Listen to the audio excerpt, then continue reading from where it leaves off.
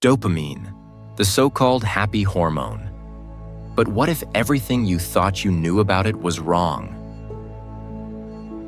Social media is filled with talk of dopamine rushes, detoxes, and resets.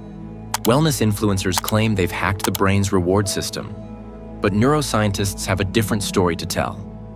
Daniel Dombeck, a neurobiology professor at Northwestern University, puts it simply: dopamine does not make you happy.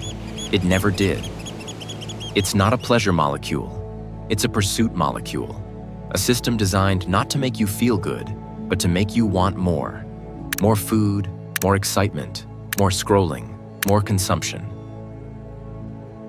Anne-Noël Samaha, a professor at the University of Montreal, explains that it's one of the molecules that allows us to stay alive. Dopamine is a chemical messenger. It controls movement, memory, attention, and motivation. It tells neurons in your brain when to fire, when to react, when to chase. In some areas, it helps you focus. In others, it makes you impulsive. Too little dopamine, and concentration fades. Movements slow. Disorders like ADHD and Parkinson's disease take hold. Too much, and addiction takes root. So why do people think dopamine equals happiness? The answer lies in old science. In the 1980s, researchers discovered that dopamine levels spike when we get a reward: food, money, pleasure. It seemed simple. Dopamine must create happiness. But later research proved them wrong. In the 1990s and 2000s, new experiments shut down dopamine in animals.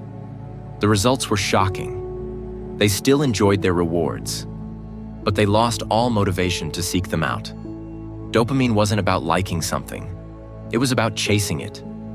This is why you can't stop doom scrolling. Why you crave alcohol or junk food, even when it makes you feel worse. Each time you engage, dopamine records the moment, locking in the cues that trigger the cycle. The ping of a notification, the flash of a screen, the sight of a bottle. It wasn't always like this. For our ancestors, dopamine was a survival tool. It drove them to walk miles for food, to spend months building shelter, to want something before they had it. But today, everything is instant, and dopamine is still pushing us to want more. More than we need, more than we can handle.